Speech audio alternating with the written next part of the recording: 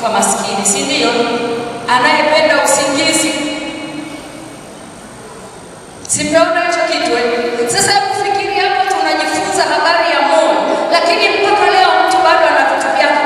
Nikimwachilia huyu tajisikia vibaya sana. Wewe ndio mishipa ya shingo imekutoka.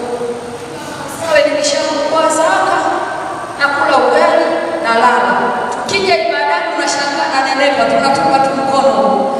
Wewe sasa ukiniona mpaka shingo inakakamaa, fanyeni mti kuwa mzuri. Ule mstari wa 26 mlango wa kwanza wa Mwanzo unasema nini? Kwenye Biblia tusome wote pamoja. 1, 2, 3.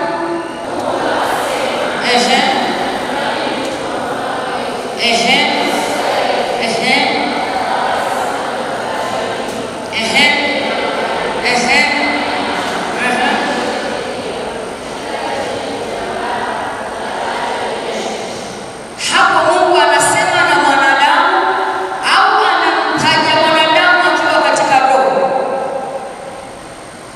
Haleluya! Yaani Mungu ameshaumba kila kitu, amemaliza uumbaji wake. Anafika mahali anaangalia kila kitu ni chema, kila kitu nilichokifanya kiko vizuri, lakini ni nani nitakayempa aendeleze kazi hii nzuri na abebe baraka huu? Bwana Mungu akasema na tumfanye mtu, si ndio? Alafu huyo mtu afanye nini? Akatawale. Utawala uko ndani ya roho. Haleluya! Utawala uko ndani ya roho. Mungu alipokuwa anazungumza hii sentensi, mwanadamu alikuwa hajadhihirishwa kama mwanadamu. Kila jambo jema huanzia rohoni. Tanielewa tu. Bwana Yesu asifiwe. Ngoja nikuchanganye kidogo. Penzi, naomba ufanikiwe katika mambo yako na kuwa na afya kama vile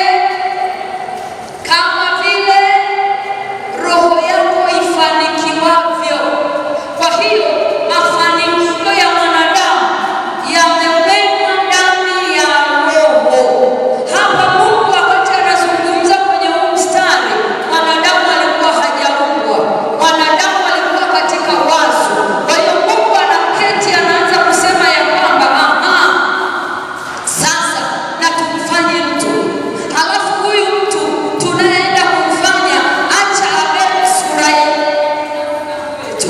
Mungu alikuwa anazungumza akiwa katika hali ya Utatu Mtakatifu, na tumfanye mtu. Wamekaa kikao, Baba, Mwana na Roho Mtakatifu wanajadili tufanye nini? Tumfanye mtu kwa sura yetu na kwa mfano wetu. Huyu mtu akafanye nini? Akatawale. Huwezi kutawala ukiwa katika roho. Haleluya, watu wa Mungu. Hizo ni baraka zimebebwa ndani ya roho. Mafanikio yako ndani ya roho ya mwanadamu. Mungu anatamka mengi hapo. Anasema huyu mwanadamu akatawale. Hebu ngoja mimi nipasome ili kwamba nisije nikaenda tofauti. Ni mstari wa muhimu sana huu. Biblia inasema Mungu akasema na tumfanye mtu kwa mfano wetu na kwa sura yetu.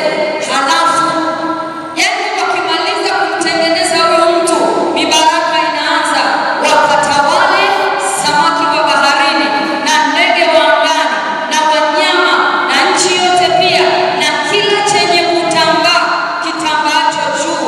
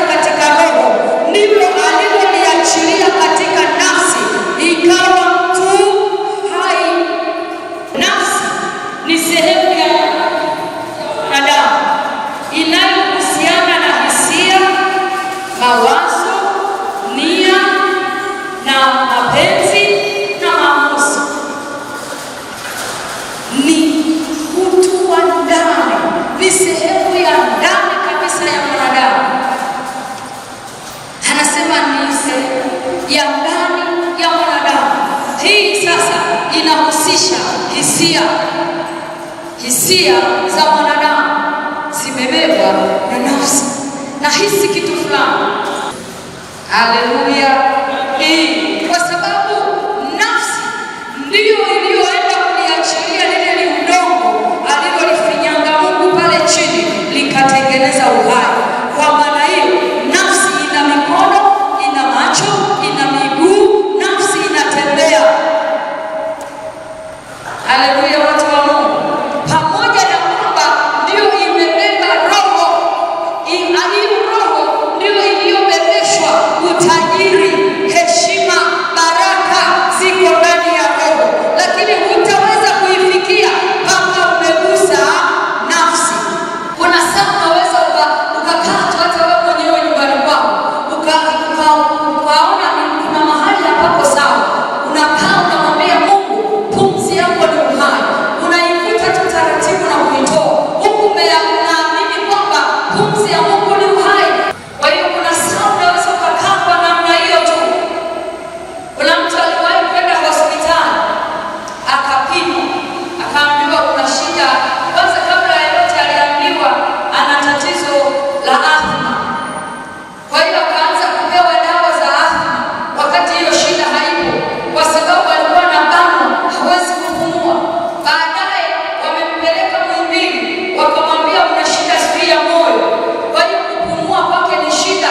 Alipokuja tukakaa naye, tunazungumza naye, kaambia kaka, mimi hapa sikuoni kama upo, mimi nakuona uko migombani kwenu, unapiga kazi migombani, alafu wewe mtu anakuona hapa, hebu piga picha hiyo. Haleluya. Nikamwambia hebu simama tuombe. Aliposimama nikamwambia vuta pumzi. Akanitazama akatikisa kichwa. Kabla hajavuta nikamwambia kuna shida gani? Akasema mama, shida yangu kubwa ni kuvuta pumzi. Shida yangu ni kuhema. Nikamwambia sikia, pumzi ya Mungu imebeba uhai. Hebu simama vuta. Akaanza kuvuta. Baadaye machozi yanamtoka. Nikamwambia vipi? Akaanza kurukaruka. Ananiambia mama, changamoto yangu kubwa inanitesa ni kupumua. Imekuwaje leo? Ukiipokea inaachilia uzima wako. Haleluya. Kwa sababu ndicho Mungu alichokifanya. Akampulizia puani pumzi ya uhai. Halafu huyu mtu sasa akawa nafsi hai. Akaanza kuishi, akaanza kupewa maelekezo. Twende kwenye mstari wa 15 hapo kwenye Mwanzo 2 mstari wa 15.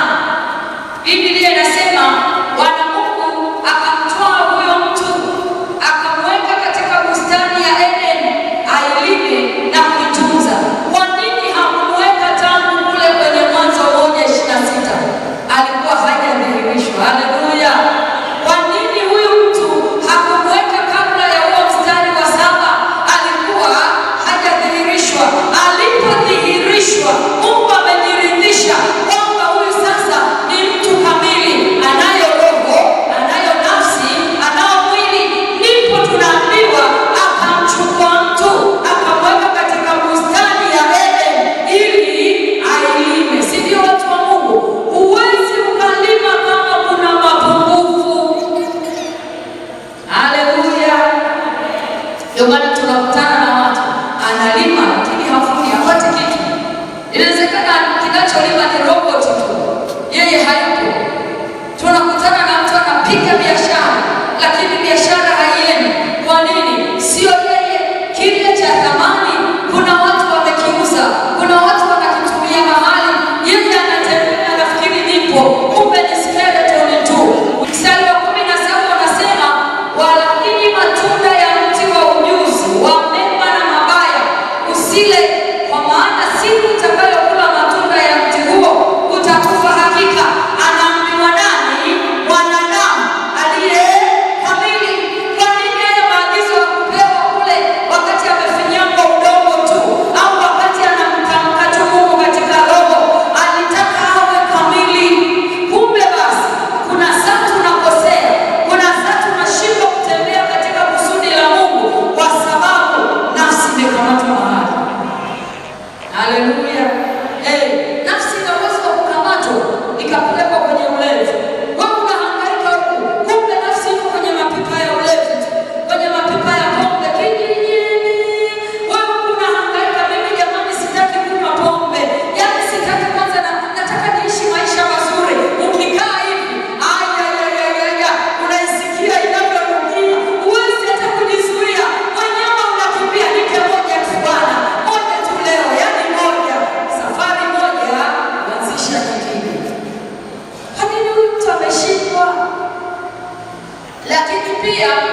unaweza